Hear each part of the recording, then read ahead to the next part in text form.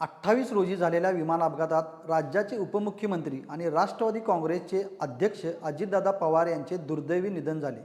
राज्यासह देशातील राजकीय क्षेत्रात यामुळे एकच शोककळा पसरली। अजितदादांच्या नेतृत्वाखाली राष्ट्रवादी महायुती म्हणून सत्तेत सहभागी झाली होती।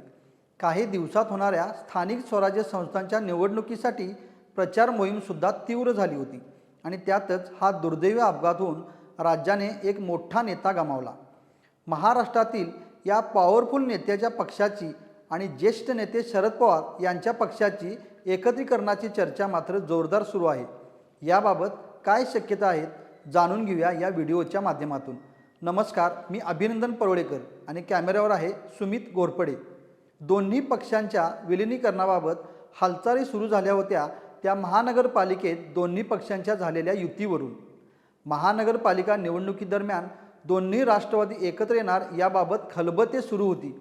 पुणे आणि पिंपरी चिंचवडमध्ये तर दोन्ही पक्षांनी एकत्र निवडणूक लढवण्याचा झालेला निर्णय अख्ख्या राज्याने पाहिला होता।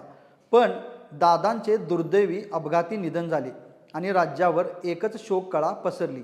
यावेळी मात्र शरद पवार गटाचे नेते आणि माजी मंत्री राजेश टोपे यांनी दादांच्या अनेक आठवणी सांगितल्या।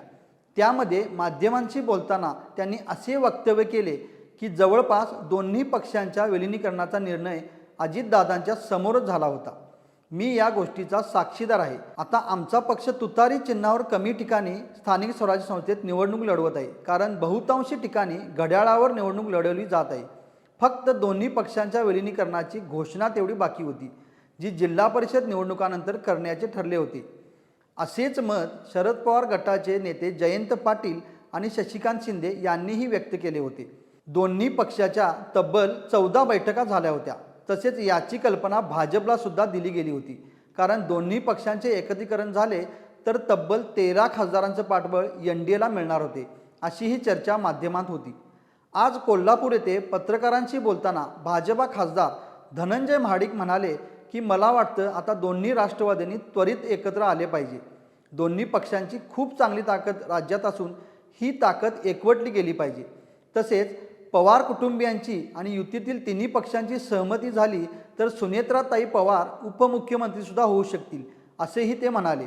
तर आज मुख्यमंत्री देवेंद्र फडणवीस यांच्या वर्षा निवासस्थानी राष्ट्रवादीचे नेते छगन भुजबळ, प्रफुल्ल पटेल आणि सुनील तटकरे यांचीही बैठक झाली असून या बैठकीनंतर बोलताना मंत्री सुनील तटकरे म्हणाले की दादांच्या अकाली जाण्याच्या धक्क्यातून आम्ही कुणीही अजून सावरलेलो नाही आहे। अजूनही दादा आमच्यातच आहेत असेच आम्हाला वाटते। सुनेत्रा वहिनी आणि परिवार धार्मिक विधीत असून त्यानंतरच परिवाराशी चर्चा करून ठरवलं जाईल। बाकी विषयांवर मुख्यमंत्र्यांसोबत चर्चा झाली नाही। नेते छगन भुजबळ म्हणाले की झालेली गोष्ट दुर्दैवी असून शो मस्ट गो ऑन, त्यामुळे कुणाला तरी जबाबदारी देऊन पक्ष आणि सरकार चालवलं पाहिजे। उद्या याबाबत पक्षाच्या आमदार आणि सदस्यांची बैठक बोलवली असून सुनेत्राताई पवार यांच्याकडे अजितदादांचे पद द्यावे अशी अनेकांची इच्छा आहे। त्यात काही चुकीचं सुद्धा नाही। एकमत झाल्यास उद्याच्या उद्या शपथविधी देखील होऊ शकतो। पण दोन्ही पक्षांच्या विलीनीकरणाबाबत मात्र मला काहीही कल्पना नाही, असेही विधान छगन भुजबळ यांनी केले। तर लवकरात लवकर विधिमंडळ नेता आणि उपमुख्यमंत्री पदाबाबत निर्णय घेतला जाईल। पक्षाचे आमदार आणि जनभावनेचा विचार करून निर्णय घेतला जाईल, पण त्यापूर्वी पवार कुटुंबियांची सुद्धा आम्हाला बोलणं गरजेचं आहे, असं वक्तव्य नेते प्रफुल्ल पटेल यांनी केलं। विलीनीकरण हा दोन्ही पक्षांचा अंतर्गत निर्णय आहे, याबाबत काही दिवस जाऊ द्यावेत, अशी प्रतिक्रिया भाजपचे नेते आणि मंत्री गिरीश महाजन यांनी दिली आहे। शरद पवार गटांच्या नेत्यांची वक्तव्य विलीनीकरणाबाबत आग्रही भूमिका मांडत असताना राष्ट्रवादी काँग्रेस अजितदादा पवार गटाच्या नेत्यांची याबाबत स्पष्ट भूमिका आज समोर आलेली नाही आहे। आता काही दिवसात होणाऱ्या स्थानिक स्वराज्य संस्थांच्या निवडणुकीनंतरच याबाबत संपूर्ण स्पष्टता येईल अशी शक्यता आहे। याबाबत तुम्हाला काय वाटतं? दोन्ही पक्ष विलीन होतील का? याचं नेतृत्व कोण करेल ते आम्हाला कमेंटमध्ये नक्की कळवा आणि महा MTVच्या यूट्यूब चॅनलला सबस्क्राईब करा। धन्यवाद।